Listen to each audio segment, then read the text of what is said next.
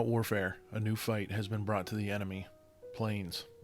The ground war can be brutal and drag on forever, but once planes started flying sorties during wartime, the tides changed for the ground troops.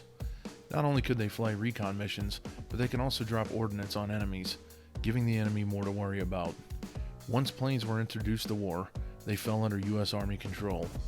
This led to the U.S. Army Air Corps becoming established on June 2, 1926. Planes were little more than crop dusters and didn't have the abilities they do today. They were generic and as basic as they come, not playing a big role to being very limited, but were an asset nonetheless. Pre-U.S. Army Air Corps. During World War I, planes were used for recon, and the pilot had the ability to drop hand grenades and handheld munitions onto enemy targets. The accuracy was filled with human error, and rarely hit targets as they were meant for. Nonetheless, the recon capabilities were much needed to see what the enemy was doing and provide intel for the ground commanders to plan missions. Axis and Allied forces used planes, and the need to shoot the enemy down was deemed necessary. Pilots would use handguns to try to knock foes out of the sky, but with little result. The Army then installed machine guns to enhance the plane's roles, and it worked. Now pilots could dogfight and down enemy planes with more accuracy, not to mention strafe ground targets more accurately. This also led to planes being used to inflict damage on trucks, horses, tanks, ships, troops, and more. The role of the plane in war had grown and shown commanders that there was a need for them in the war scenario. U.S. Army Air Corps.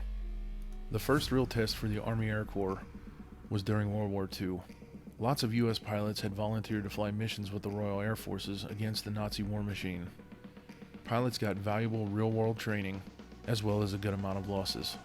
Once Japan bombed Pearl Harbor on December 7, 1941, President Roosevelt was forced to declare war and finally got the U.S. into the fight.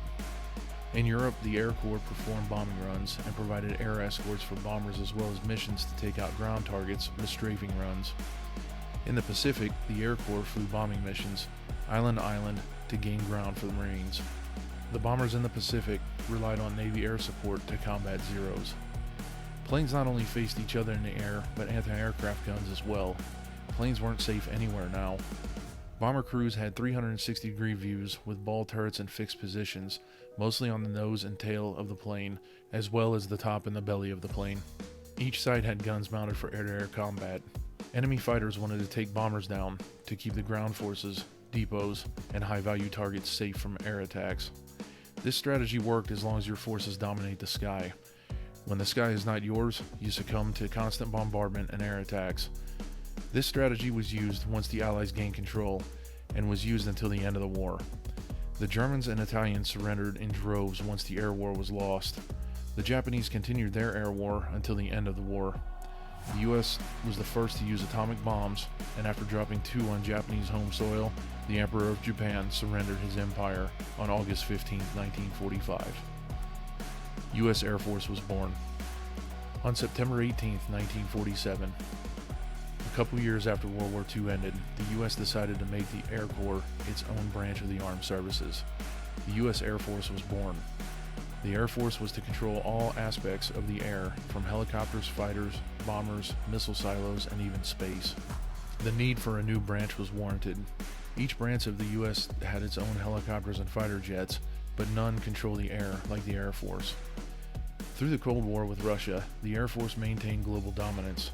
Korea, Vietnam, Gulf War I, Kosovo, Gulf War II, Iraq, Afghanistan, the Air Force has made its presence known. Dominating air provides more than just recon. It gives the troops air support for missions and the ability to take out individual targets with more precision than ever. Guided weapons and precision bombing were needed after World War II to limit destruction and civilian casualties. The jet fighters were able to hold more munitions than their prop predecessors, getting into the fight faster and with more advanced technology. Over the years, technology has been a priority to make air power the best advantage without putting boots on the ground. Today's Air Force. So much of the technology and enhancements to limit destruction have led to more precision development of weaponry used by the U.S. Air Force. Dominating the sky doesn't require us to level entire cities like in World War II with carpet bombing, or the use of cluster bombs that have been deemed inhumane. Fighters and bombers alike now have stealth capability along with their air and ground dominant weaponry. Sixth-generation fighters are also coming out with state-of-the-art technology and stealth capability, allowing the US and allies to continue global dominance of the skies. It's time to start looking higher than just our sky, to give the US the edge on combat tactics and strategies. The Air Force has also expanded itself to branch off into the Space Force as well. Founded on December 20th, 2019, Space Force is its own independent branch of the US Armed Forces. And yes, Space Force is real, despite the TV show making it out to be a joke. They are responsible for organizing, training, and equipping their Guardians to conduct global space operations that enhance the way our joint and coalition forces fight, while also offering decision makers military options to achieve national objectives.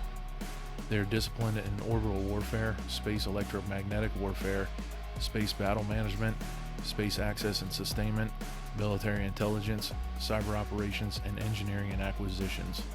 Its stated duties are to, quote, protect the interests of the U.S. in space, deter aggression in, from, and to space, and conduct space operations. Will the next war be fought in space? How will the fighting look from the ground? Will the U.S. dominate the way it's dominating the skies now? We won't know until it happens, but with the new branch committed to making space its new battleground, its objective is clear. Forward-thinking and giving us hope that our safety is paramount provides a sense of security. For now. Happy 75th birthday, U.S. Air Force, and continue aiming high. Thank you for watching War Machine. Please like and subscribe.